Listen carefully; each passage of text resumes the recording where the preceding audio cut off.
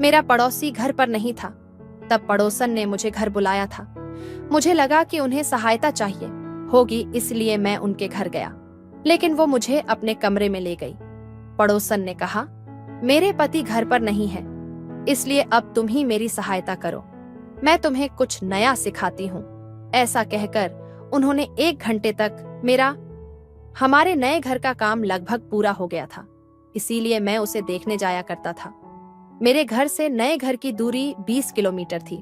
एक दिन मैं वहां काम देखने गया तो सामने रहने वाली आंटी मुझे अक्सर चाय पानी के लिए बुलाती थी। उनके पानी सेवा के चलते मैं एक दिन उनके घर गया। उस दिन उन्होंने मुझसे बहुत बोल्ड अंदाज में बात की। उन्होंने अपनी साड़ी भी कुछ अलग तरह से पहनी हुई थी। जैसे ही मैं घर में दाखिल हुआ, उन्होंने मुझे चाय के लिए पूछा। मैंने कहा कि मैं चाय नहीं पीता, लेकिन उन्होंने जोर देकर चाय बना दें। जब उन्होंने चाय दी तो मेरे हाथ पर हल्का सा हाथ छुआ। उस वक्त मुझे कुछ अलग ही महसूस हुआ। मैंने इसे मजाक समझा, लेकिन आंटी मुझे मेरी जीन्स का पहला अनुभव देने वाली थी कि मैंने कभी सपने में भी नहीं सोचा था। तब उन्होंने कहा, तुम आज सही वक्त पर घर आए हो अंकल, आज घर पर नहीं है, मुझे तुम्हारी थोड़ी हेल्प चाहिए। लेकिन हेल्प के बहाने वो मुझे कमरे में ले गई। आज तुम्हें कुछ नया अनुभव देती हूँ। ऐसा कहते हुए उन्होंने मैं रोहन है, मेरी उम्र 20 साल है। हमारी आर्थिक स्थिति बहुत अच्छी नहीं थी, लेकिन अपनी मेहनत के दम पर मैंने काफी पैसे कमाए। इसलिए मैंने अपने माता पिता को एक छोटे से घर से निकालकर एक बड़े बंगले में लाने का सपना देखा था।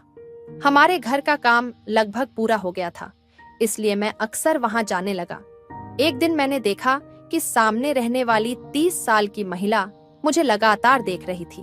मैं अपने काम में व्यस्त रहता था, लेकिन जब भी मेरी नजर पड़ती मुझे महसूस होता कि वह मुझे देख रही है। एक दिन उसने इशारे से मुझे बुलाया। जब मैं उसके पास गया तो उसने कहा, क्या भाई, नए पड़ोसी कब बनोगे? तुम्हारे घर का काम कब तक पूरा होगा? इस तरह से हमारी जान पहचान हो गई। उसका नाम रुचि था। मैंने उसे पहली बार आंटी कहकर बुलाया। रुचि मुझे बार बार देखती रहती थी। हमारे घर के सामने ही उसका घर था, लेकिन वह बहुत साधारण था। उसका रहन सहन भी बहुत साधारण था। वह हमेशा साड़ी में रहती थी, क्योंकि हम भी कुछ दिनों बाद वहां रहने वाले थे। उससे बातें किया करता था, क्योंकि वह हमारी भविष्य की पड़ोसी थी। उस बात को छोड़ दें तो मुझे उससे बात करने में बिल्कुल भी दिलचस्पी नहीं थी, क्योंकि मैं 20 साल का लड़का था और वह 30 साल की महिला थी। एक दिन जब घर का कार्य चल रहा था, मैं वहीं कुर्सी डालकर बैठा हुआ था। उसी समय रुचि आई और शाम के वक्त मुझे चाय लाकर दी। उसने कहा कि मैं सुबह से तुम्हें देख रही हूँ, तुम अपने घर के काम पर काफी ध्यान दे रहे हो। रुचि का यह व्यवहार देखकर मुझे बहुत अच्छा लगा, क्योंकि हमें भी ऐसे अच्छे पड़ोसी चाहिए थे। मेरे माता पिता ने बहुत ही कठिन समय देखा था और बड़ी मेहनत से मेरी पढ़ाई पूरी करवाई थी। हमारे घर में मेरे माता पिता, मैं और मेरा छोटा भाई था। मेरा छोटा भाई 16 साल का था। हाल ही में मैंने उसका एडमिशन दूसरे शहर के कॉलेज में करवाया था। अब वह भी कॉलेज जाने लगा था। नए बंगले के बनाने के बारे में घर में किसी को जानकारी नहीं थी। जैसे ही मेरी पढ़ाई पूरी हुई, मैंने एक जगह नौकरी शुरू की और कुछ ही महीनों में नौकरी करते हुए मैंने अपना खुद का बिजनेस खड़ा किया।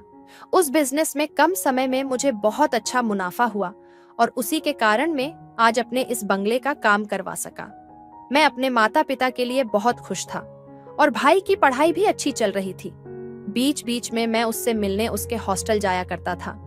एक दिन मैं यह देखने के लिए गया कि बनाने का कार्य कितना हुआ है। तब मुझे पता चला कि मैंने विदेश से बंगले के लिए कुछ सामान मंगवाया था, जिसके आने में देर हो रही थी, इसलिए बंगला बनने में कुछ टाइम लगेगा। काम का अंदाजा लगाकर मैं वहां से निकलने लगा। तभी मैंने देखा कि रुचि अपने घर के दरवाजे पर खड़ी होकर मेरी ओर देख रही थी। जब मेरी नजर उस पर पड़ी तो मुझे उसकी नजरों में कुछ अजीब सा महसूस हुआ, क्योंकि वह मुझे एक अलग ही नजर से देख रही थी। तभी उसने मुझे हाथ दिखाया। मैंने भी उसे बाएं किया और वहां से निकल गया। रुचि का यह व्यवहार मुझे समझ नहीं आ रहा था, क्योंकि हमारी इतनी पहचान भी नहीं थी। फिर भी जब भी मैं वहां जाता, वह मुझसे बात किए बिना नहीं रहती थी। हर बार वह मुझे चाय नाश्ते के लिए बुलाती, लेकिन मैं किसी न किसी बहाने से उसे टाल देता था। कुछ दिनों बाद जब मैं बंगले के काम की जगह जा रहा था, तब जोरदार बारिश शुरू हो गई। बारिश इतनी तेज थी कि मुझे गाड़ी से सामने कुछ भी नहीं दिख रहा था। धीरे धीरे मैं बंगले के पास पहुंचा। तब सामने का दृश्य देखकर मुझे बहुत बड़ा झटका लगा, क्योंकि बंगले की दीवार पानी में बह गई थी। काम अभी कच्चा था, इसलिए बारिश का प्रहार उसे सहन नहीं हो पाया। हुए नुकसान को देखकर मैं बहुत निराश हो गया था। जोरदार बारिश के कारण वहां के मजदूर भी चले गए थे। तब मैं बंगले की आड़ में जाकर खड़ा हो गया। बारिश बहुत तेज हो रही थी, इसलिए मुझे वापस घर जाने के लिए बारिश कम होने का इंतजार करना पड़ा और मैं वहीं खड़ा रहा। काफी समय हो गया, लेकिन बारिश कम होने का नाम ही नहीं ले रही थी। ऐसी स्थिति में क्या करना है, यह मुझे समझ में नहीं आ रहा था। उस समय मैंने घर पर फोन लगाया, लेकिन नेटवर्क न होने की वजह से वो नहीं लग रहा था। कुछ समय इंतजार करने के बाद अचानक मैंने सामने देखा तो रुचि मेरे सामने थी। रुचि हाथ में छाता लेकर सामने से आ रही थी। शाम का समय था और बारिश की वजह से काफी अंधेरा हो गया था। रुचि एक हाथ में छाता और दूसरे हाथ में टॉर्च लेकर धीरे धीरे मेरी ओर आ रही थी। तब टॉर्च की रोशनी में मैंने उसे देखा। उस हल्की रोशनी में रुचि कुछ अलग ही दिख रही थी। उस समय उसने साड़ी नहीं पहनी थी, बल्कि मॉडर्न कपड़े पहने थे। उसके होठों पर लाल रंग की लिपस्टिक लगी हुई थी। रुचि का यह रूप मैंने पहले कभी नहीं देखा था। उसे देखकर मैं बस उसे देखता ही रह गया।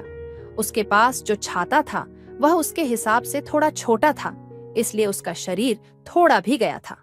उसका भीगा हुआ रूप देखकर मेरी नजरें उसके प्रति बदलती जा रही थीं। ऐसी खूबसूरत महिला मैंने पहले कभी नहीं देखी थी।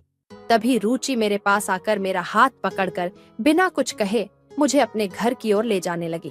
तब मैं बिना कुछ कहे बस उसके पीछे चलने लगा। वह आगे चल रही थी और मैं पीछे से उसे देखता रहा था। मेरी नजरें उसकी हर चीज पर जा रही थीं।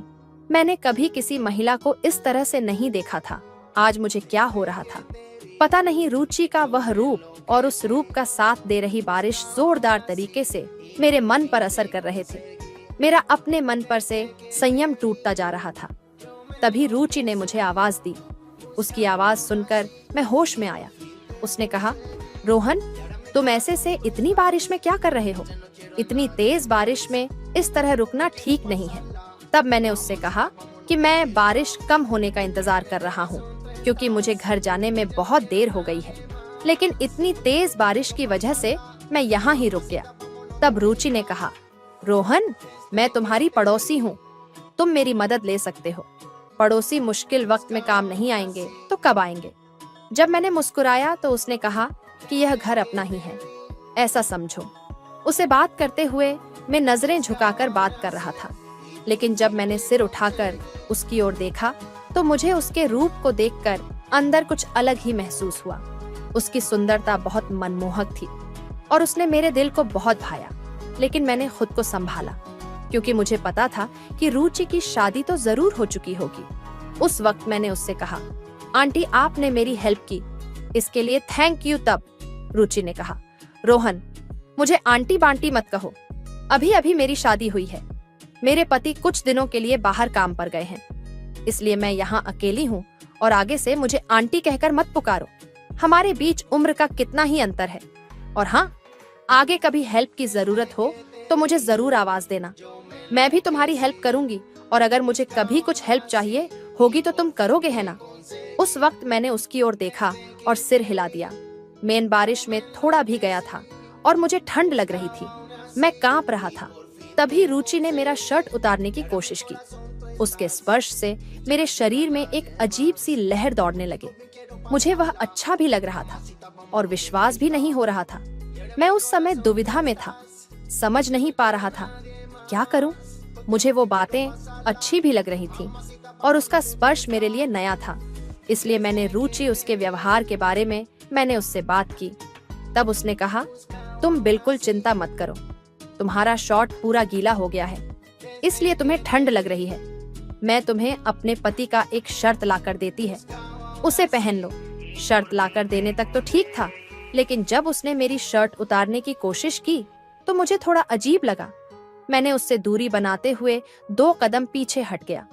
उसने मुझे अपने पति का एक शर्ट लाकर दिया, लेकिन वह शर्ट मुझे बिल्कुल फिट नहीं आ रहा था। उसने मुझे और कुछ शॉर्ट्स लाकर दी, लेकिन उनमें से कोई भी मुझे ठीक से फिट नहीं हो रही थी। तब मैंने उससे कहा, अगर आपके पास कोई कंबल हो तो वह मुझे दे दीजिए, वह काफी होगा। तब रुचि ने मुझे एक कंबल लाकर दिया। मैं उस कंबल को लेकर उसके घर के सोफे पर बैठ गया। जब मैंने घड़ी में देखा तो रात के 11 बज चुके थे। मुझे घर जाने में बहुत देर हो गई थी। तभी रुचि मेरे लिए गर्मा गर्म सूप लेकर आई। उसने कहा, रोहन, यह सूप पी लो, तुम्हें अच्छा लगेगा। मैंने उसके हाथ से सूप लिया। रुचि का स्वभाव मुझे बहुत पसंद आ रहा था। मुझे नहीं पता था कि पड़ोसी इतने अच्छे हो सकते हैं। मुझे थोड़ी भूख भी लगी थी, इसलिए सूप पीने के बाद मुझे थोड़ी राहत महसूस हुई। सूप पीते वक्त रुचि मेरे सामने बैठी थी। मेरा ध्यान बार बार उसकी ओर जा रहा था। उसकी सुंदरता देखकर मैं पूरी तरह से खो हो गया था। इस दौरान रुचि ने मुझसे कहा, रोहन, अब तुम्हें घर जाने में काफी देर हो जाएगी, इसलिए आज की रात तुम मेरे पास ही रुक जाओ। और हाँ, किसी भी चीज की चिंता मत करो, मैं तुम्हारा पूरा ध्यान रखूंगी। रुचि के एक एक शब्द मेरे कानों में जैसे मधु की तरह पड़ रहे थे, क्योंकि उसकी आवाज बहुत मीठी थी। उसे देखकर मुझे ऐसा लग रहा था कि मेरी पत्नी भी उसकी तरह ही होनी चाहिए। उस समय जब मैं यह सब सोच रहा था, रुचि मेरे पास आई। उसने एक हाथ मेरे कंधे पर रखा और दूसरा हाथ मेरे बालों पर फिराने लगी। उसने कहा, तुम्हारे बाल भी बहुत गीले हैं। मेरे बालों का पानी झटक रही थी। रुचि का स्पर्श अब मुझे अच्छा लगने लगा था, लेकिन दूसरी तरफ मेरे मन में यह बात भी थी कि रुचि शादीशुदा है। उसने मेरी मदद की है, इसलिए मुझे इसका गलत फायदा नहीं उठाना चाहिए। इसलिए मैंने रुचि से कहा, मुझे तुम्हारे पास रुकना सही नहीं लग रहा, लेकिन फिर भी आज की रात में रुक जाऊंगा और सुबह जल्दी अपने घर चला जाऊंगा। बारिश रुकने का नाम नहीं ले रही थी और एक तरह से बारिश ने हमारी मुलाकात का कारण बना दिया था। मैं रुचि की हेल्प समझ रहा था, लेकिन रुचि मेरे साथ रात को कुछ ऐसा करने वाली थी जो मेरे जीवन का पहला अनुभव होने वाला था। रुचि ने मुझे अपने कमरे में सोने के लिए कहा। आज दिन भर में बहुत थका हुआ था, इसलिए मुझे तुरंत नींद आ गई। जब सुबह मेरी आंख खुली तो मैंने देखा कि रुचि मेरे बगल में सो रही थी। उसका हाथ मेरी छाती पर था। उसे इस तरह अपने पास देखकर मैं थोड़ा दूर हो गया। रात जिस स्थिति में थी और उसी स्थिति में मेरे बगल में आकर सो गई थी। मुझे गहरी नींद लगने के कारण पता नहीं चला कि वह मेरे पास आकर सो गई। जैसे ही मैं उठा, रुचि भी जाग गई। तब मैंने उससे कहा, रुचि, ये क्या बेहुदा काम है, तुम मेरे पास आकर क्यों सोई? तब रुचि ने कहा, मैं बाहर सोफे पर सोई थी, लेकिन हॉल में मुझे बहुत ठंड लग रही थी, इसलिए मैं तुम्हारे पास आकर सो गई। तब मैंने अपना शर्ट ढूंढना शुरू किया। मेरे शरीर पर तब भी शर्ट नहीं था। मुझे हॉल में मेरा शर्ट दिखा। शर्ट पहनकर मैं जल्दी से उसके घर से निकल गया और अपनी गाड़ी में बैठकर अपने घर पहुंचा। घर पहुंचकर मैंने अपने माता पिता से कहा कि रात को बारिश हो रही थी, इसलिए मेन हॉल में ही थोड़ा रुक गया था। नहाने के लिए जब मैं बाथरूम में गया और शर्ट उतारी तो मैंने आईने में जो देखा उसे देखकर मेरे पैरों तले जमीन खिसक गई।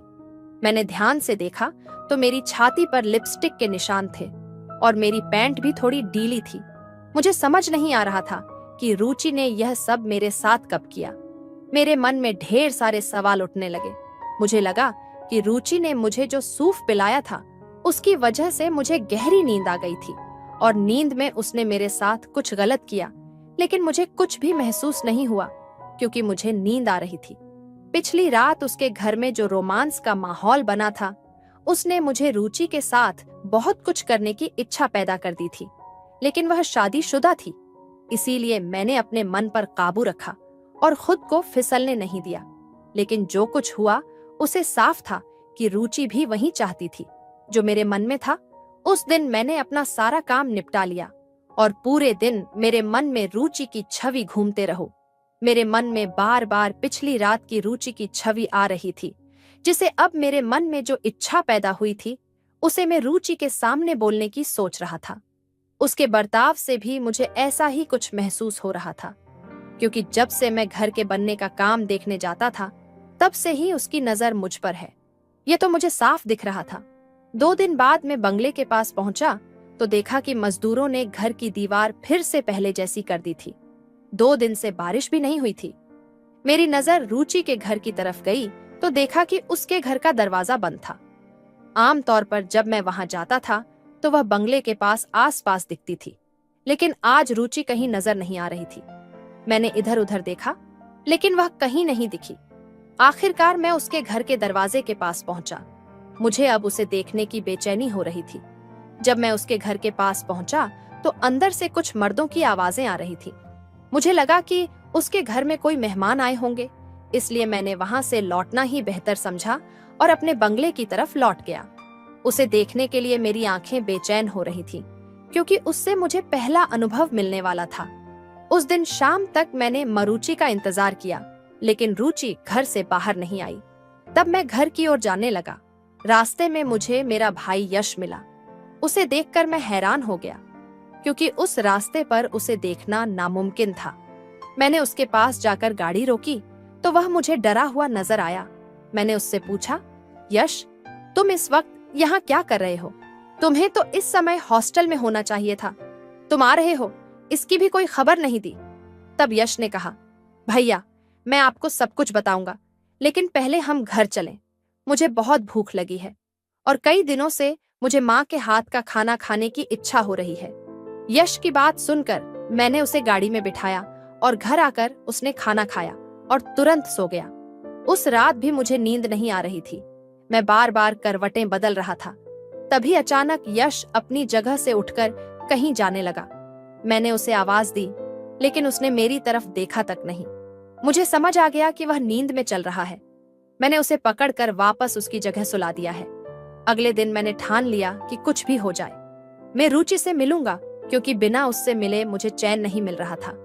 मैं फिर से बंगले के पास पहुंचा और काम कितना हुआ यह देखने लगा। तभी अचानक रुचि वहां आ गई। आज वह साधारण साड़ीन में आई थी, लेकिन उसे देखकर मुझे पिछली रात की उसकी वही छवि देख रही थी। आज साड़ी में रुचि बहुत ही सुंदर लग रही थी। जिस तरह से वह उस रात मुझे दिख रही थी, मुझे रुचि अब दिल से पसंद आने लगी थी। मैं उसके ख्यालों में डूबने ही वाला था कि तभी रुचि बोलने लगी, रोहन, मुझे तुम्हारी थोड़ी सहायता चाहिए। क्या तुम मेरे साथ चलोगे? रुचि को किस चीज में सहायता चाहिए, यह तो अब मुझे साफ दिखाई देने लगा था। इसलिए मैंने बिना कुछ सोचे उसे हाँ कह दिया। तब उसने कहा, हमें थोड़ा बाहर जाना है, तो तुम मेरे साथ चलो और हम मेरी स्कूटी से वहां जाएंगे। मैं तैयार होकर आती है। कुछ देर बाद रुचि तैयार होकर आई, और जब वह तैयार होकर आई तो उसे देखकर मैं बस उसे देखते रहना चाहता था। मैं उसके साथ स्कूटी पर बैठा और हम निकल पड़े। कुछ समय बाद हम चोल के पास पहुंच गए। वह चोल काफी बड़ी लग रही थी। मैंने रुचि से पूछा, तुम मुझे कहाँ लेकर आई हो? तब रुचि ने कहा, मेरे घर के पास मेरी थोड़ी इज्जत है, इसीलिए मैं तुम्हें यहाँ लेकर आई हूँ। यहाँ मेरी एक सहेली का कमरा है। रुचि मुझे कमरे पर ले जाने वाली थी, यानी आज मेरे मन में जो इच्छा थी वह 100% पूरी होने वाली थी। इस सोच से मैं उसके पीछे चल पड़ा। स्कूटी से उतरकर रुचि चलने लगी और मैं उसके पीछे जा रहा था। चाल के एक कोने में एक कमरा था। रुचि उस कमरे में गई और मैं भी अंदर गया। कमरे में देखा तो वहां एक बिस्तर था और उसके बगल में एक पानी का मटका रखा था। तब रुचि बिस्तर पर जाकर बैठ गई। कमरे की हालत देखकर मुझे लग रहा था कि वहां बहुत अंधेरा और शांति थी, लेकिन मेरा पूरा ध्यान एक ही चीज पर था और मैं उसे जल्द से जल्द अनुभव करना चाहता था। मैं बिस्तर पर बैठ गया। अगले ही कुछ पलों में कमरे में 4 हट्टे कट्टे लोग आ गए। उन्हें देखकर मैं थोड़ा असमंजस में पड़ गया कि यहाँ क्या हो रहा है। मैंने देखा कि उन 4 लोगों में से 2 के पास कैमरे थे और तभी कमरे में बड़ी लाइट्स जल गई। कमरे में काफी बड़ी लाइट्स थी। मैंने रुचि से पूछा, रुचि, ये सब क्या हो रहा है? लेकिन रुचि कुछ भी बोलने के लिए तैयार नहीं थी। उसने अपने मुंह पर स्कार्फ बांधा हुआ था। मैं उसे यह सब पूछ ही रहा था कि तभी एक मोटी और भारी भरकम महिला वहां आई और मेरे पास बैठ गई। एक तरफ रुचि थी और दूसरी तरफ वह महिला। मैंने जोर से चिल्लाकर पूछा, ये क्या चल रहा है? तब उन 4 लोगों में से एक ने कहा, तुम कितना भी जोर से चिल्लाओ, इस कमरे से बाहर कोई आवाज नहीं जाएगी। तब मुझे समझ में आ गया कि मेरे साथ कुछ बुरा होने वाला है। तभी उनमें से एक व्यक्ति ने एक बड़ा रामपुरी चाकू निकाला और मेरी तरफ बढ़ा दिया। मैं बहुत डर गया था। उस व्यक्ति ने कहा, तुम्हें वही करना होगा जो हम कहेंगे, नहीं तो तुम्हें अपनी जान से हाथ धोना पड़ेगा। मैं बहुत घबरा गया था। मुझे समझ आ गया था कि मैं गलत चीज में फंस चुका है। मैंने अपनी इच्छा पूरी करने के लिए रुचि का पीछा किया था, लेकिन यह बात अब मेरी जान तक पहुंच गई थी। इसके बाद रुचि और उस महिला ने मेरे साथ अनुचित हरकतें करनी शुरू कर दी और कैमरे वाले लोग पूरा शूट कर रहे थे। मुझे समझ आ गया था कि मुझे फंसाया गया है। तभी कमरे का दरवाजा खटखटाया गया। जब दरवाजा नहीं खोला गया तो वह बाहर से तोड़ दिया गया। रुचि पुलिस को देखकर बुरी तरह से डर गई थी। पुलिस ने उन सभी लोगों को गिरफ्तार कर लिया। यह गैंग थी जो महिलाओं के जाल में फंसाकर कम उम्र के लड़कों से लाखों रुपए की मांग करती थी। रुचि ने मेरे छोटे भाई के साथ भी यही किया था और वह इसका शिकार बन चुका था। इसलिए रुचि को फंसाने के लिए हमने यह प्लान बनाया था। यश ने मुझे उसके साथ हुई सारी बातें बताई। उसने बताया कि हॉस्टल से घर आते समय रुचि ने उसे भी अपने झांसे में फंसा लिया था। असल में रुचि उसका असली नाम नहीं था।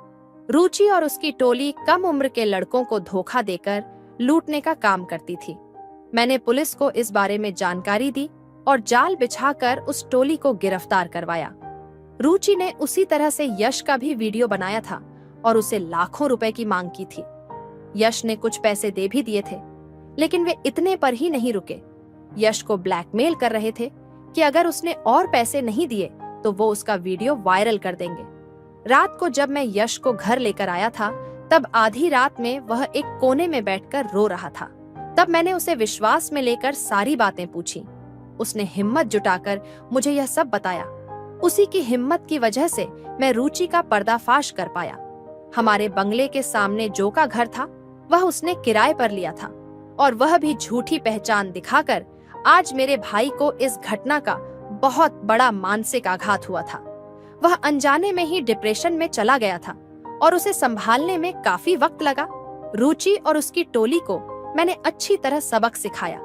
समय पर यह बात मेरे सामने आ जाने से मैं यश को बचाने में सफल हो गया, नहीं तो उसके साथ और क्या क्या हो सकता था इसका मैं अंदाजा भी नहीं लगा सकता। अनजाने में मैंने कई और युवाओं को भी इस तरह की धोखाधड़ी से बचाया था। रुचि और उसकी चोली की खबर सामने आते ही कई युवाओं ने कबूल किया कि उनके साथ भी इस तरह की घटनाएं हुई थीं। दोस्तों, किसी के मीठे शब्दों में आकर तुरंत भरोसा न करें और अनजान लोगों पर जल्दी से विश्वास न करें, क्योंकि आपकी मासूमियत का फायदा उठाने के लिए ऐसे बहुत से लोग तैयार बैठे हैं। इसलिए सतर्क रहें ताकि आपकी स्थिति यश जैसी न हो। तो दोस्तों, यह थी आज की कहानी। इस कहानी के बारे में आपकी क्या राय है, कमेंट बॉक्स में जरूर बताइएगा। अगर कहानी जरा भी पसंद आई हो तो वीडियो को भी एक लाइक कर दीजिए और हमारे YouTube चैनल को भी सब्सक्राइब कर लीजिए। जिए फिर मिलेंगे एक और ऐसे ही इंटरेस्टिंग कहानी के साथ। तब तक के लिए अपना ख्याल रखिए। धन्यवाद। मेरा भाई भाभी से मसाज करवाकर सोता था। एक दिन भाभी मायके जाने लगी। मुझे कहा रात को भाई की मसाज कर देना। मैं भाई की मसाज करने गई। भाई ने मेरे साथ मसाज की जगह भाई हर रात भाभी से मसाज करवाकर सोते थे। जब तक भाभी मसाज न करती भाई को नींद नहीं आती थी। एक दिन भाभी को शादी पर जाना था। भाभी जाने लगी तो मुझे पास बुलाकर बोली, रात को भाई की मसाज कर देना वरना सारी रात जागते रहेंगे। रात हुई तो मैं सर ढककर भाई की मसाज करने चली गई। अभी 15 मिनट हुए थे कि मेरे होश उड़ गए। भाई ने मेरे साथ मेरी भाभी मुझे बोलकर गई थी कि भाई का ख्याल रखना। साथ ही मुझे वो एक काम करने के लिए भी कह गई थी। मैंने वही काम किया था। अचानक से ही कुछ बुरा हो गया।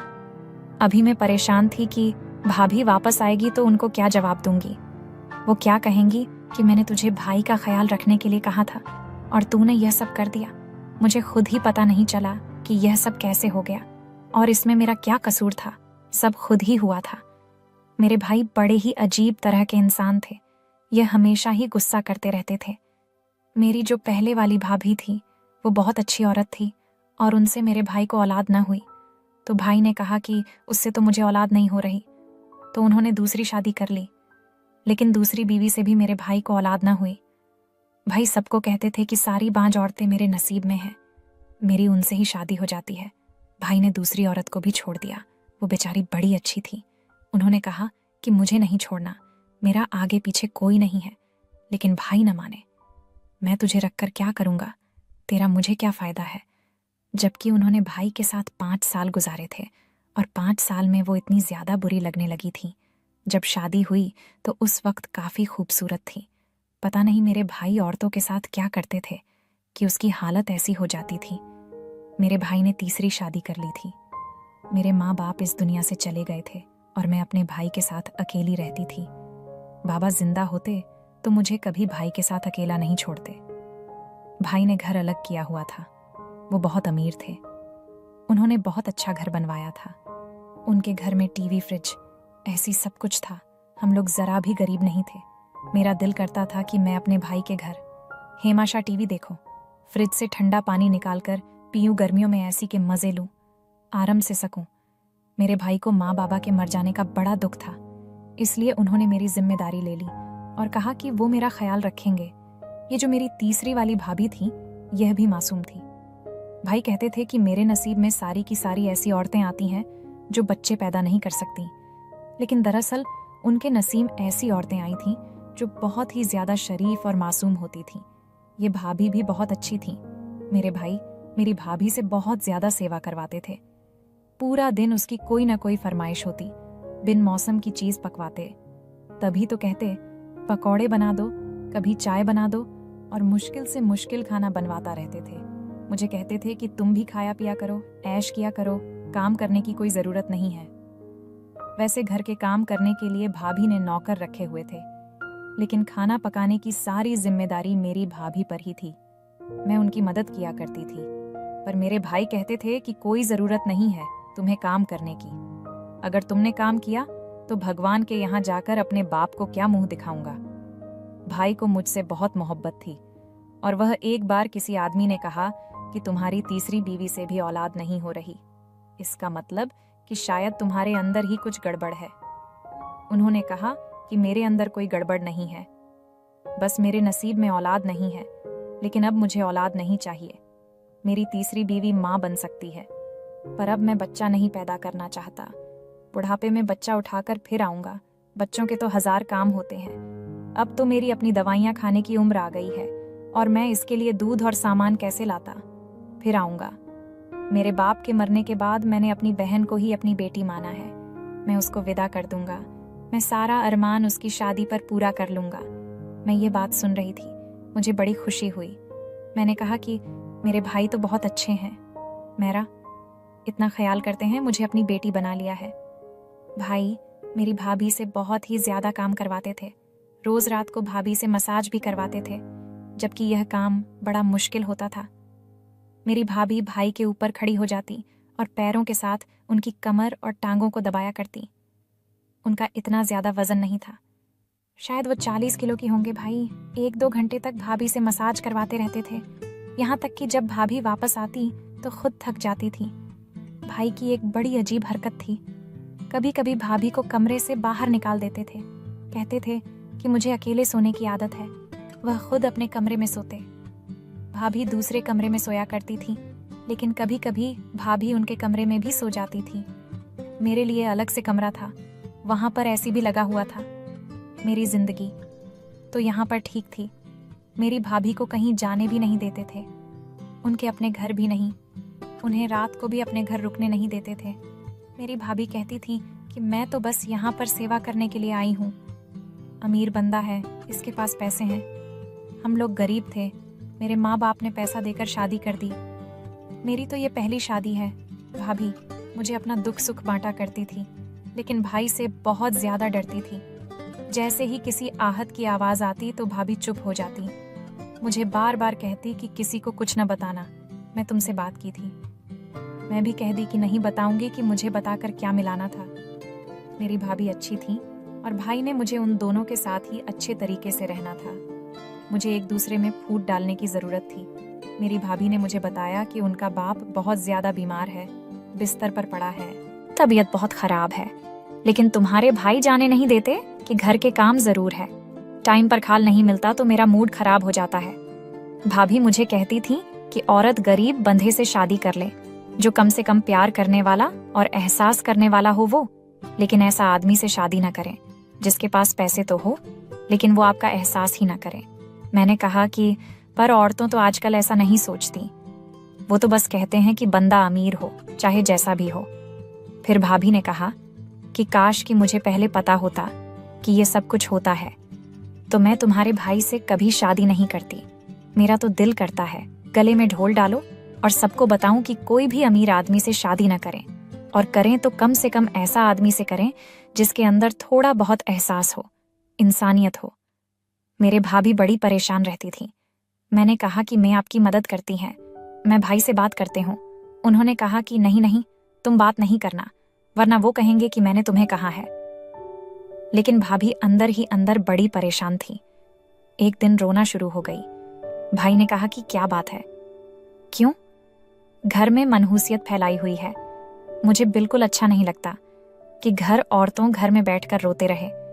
जिस घर में औरतें इस तरह बैठकर होती हैं, इस घर में पैसे रूठ जाते हैं। तुम क्या चाहते हो कि मेरी कमाई खराब हो जाए? मेरे पास पैसे नहीं होंगे तो सबसे पहले तुम मुझे छोड़कर जाओगी। मेरी भाभी ने कहा कि मैं अपने बाप से मिलना चाहती हूँ। पता नहीं कब फोन आ जाए और पता चले कि बाबा इस दुनिया में नहीं रहे, आखिरी बार उनसे मिल भी ना पाऊं। अगर ऐसा हुआ तो मैं जिंदगी भर आपको कभी माफ नहीं करूंगी।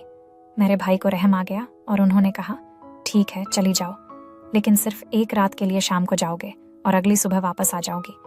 भाभी तो इस पर ही खुश हो गई। उन्होंने कहा कि ठीक है। मेरे भाई ने थोड़े पैसे दिए और कहा कि उनके लिए कोई चीज भी ले जाना और मेरी तरफ से भी पूछ लेना। भाभी ने कहा कि अगर आप भी साथ चलते तो मेरे भाई ने कहा कि मेरी तीसरी शादी है, पहली नहीं। मैं ससुराल का मुंह देखो, मुझे कोई जरूरत नहीं है। तुम अच्छी औरत हो, मेरा ख्याल तो करती हो, लेकिन तुम्हारे बहुत नखरे हैं। अगर ज्यादा नखरे करने हैं तो वहीं पर बैठ जाना, मैं तुम्हें तलाक के पेपर भेज दूंगा। मेरी भाभी तो डर गई।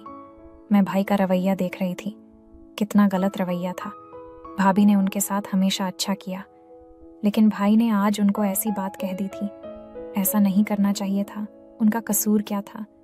वो कहने लगी कि दिल तो नहीं कर रहा कि जाओ, लेकिन एक तरफ बाप है और एक तरफ मेरा घर है, और बाप इस दुनिया से जाने वाले हैं। अगर बाबा से ना मिले तो जख्म बनकर मेरा दिल में बात बैठ जाएगी, मुझे अंदर ही अंदर खा जाएगी। लेकिन अगर वहां से आने में देर हो गई तो तुम्हारा भाई मुझे तलाक दे देगा। पीछे से सब कुछ संभाल लेना, इसे मौका ना देना कि इसे मेरी याद आए। मैंने कहा फिक्र नहीं करो, मैं उनको टाइम पर सारी चीज दे दूंगी तो वह यह नहीं कहेंगे। मैं सारी जीप बहुत अच्छी बनाऊंगी जो उनको बहुत पसंद आएगी।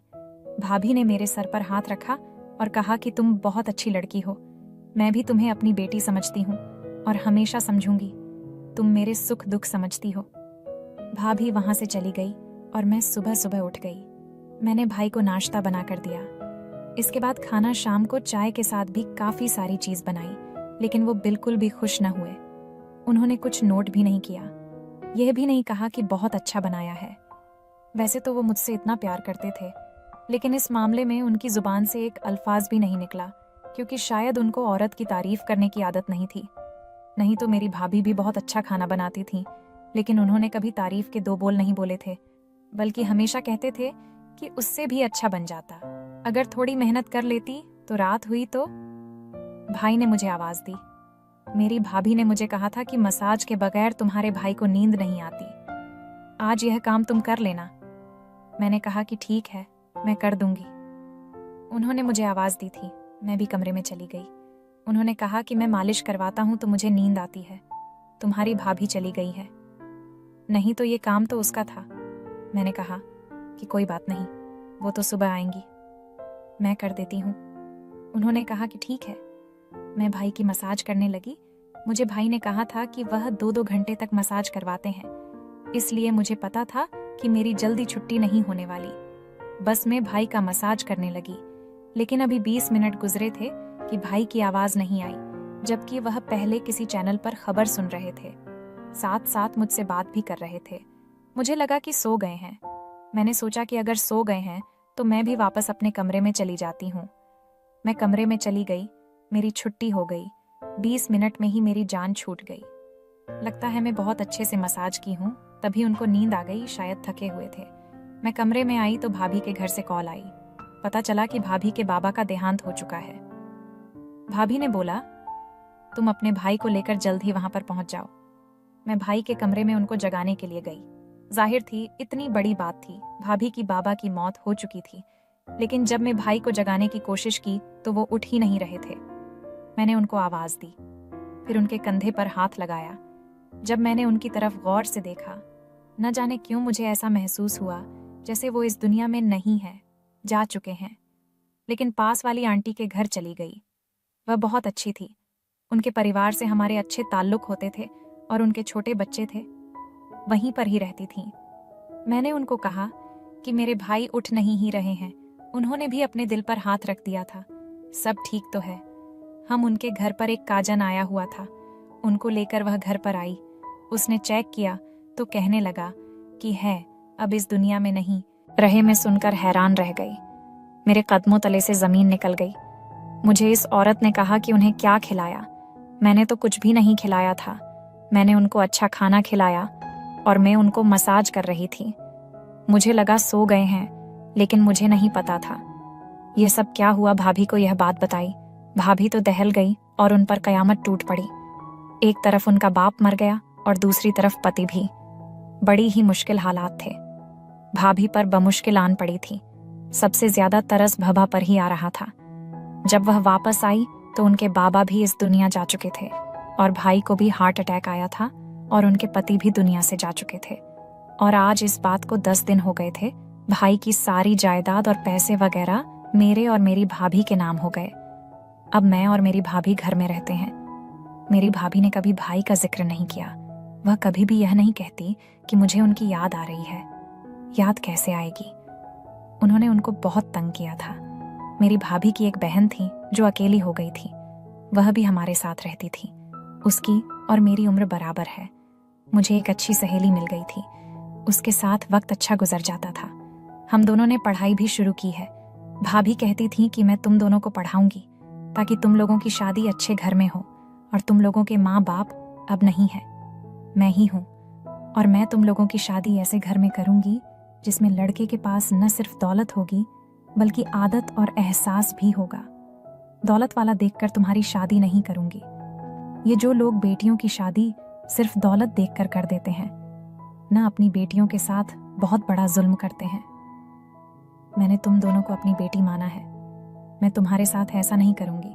अच्छी जगह तुम्हारी शादी करूंगी। भाभी बहुत अच्छी है, हमारा बहुत ख्याल रखती है। भाई के साथ यही होना था। उन्होंने इतनी सारी औरतों का दिल दुखाया, क्योंकि मेरी भाभी ने मुझे बाद में बताया कि तुम्हारा भाई कभी बाप नहीं बन सकते थे, लेकिन हमेशा इस बात का इल्जाम औरतों पर लगाते थे और उन्हें तलाक देकर उनकी जिंदगी बर्बाद कर देते थे। वो इस दुनिया से चले गए। अभी भी उनके साथ अच्छा ही हुआ है। वह नींद में अपनी जान खो बैठे। नहीं तो ऐसे लोगों का अंजाम अच्छा नहीं होता और दुनिया तमाशा देखती है। दोस्तों, कहानी कैसी लगी कमेंट करके जरूर बताएं। वीडियो को लाइक, चैनल को सब्सक्राइब जरूर करें। साथ ही नोटिफिकेशन बेल आइकन को जरूर दबाएं ताकि सबसे पहले अपडेट आपको मिल सके।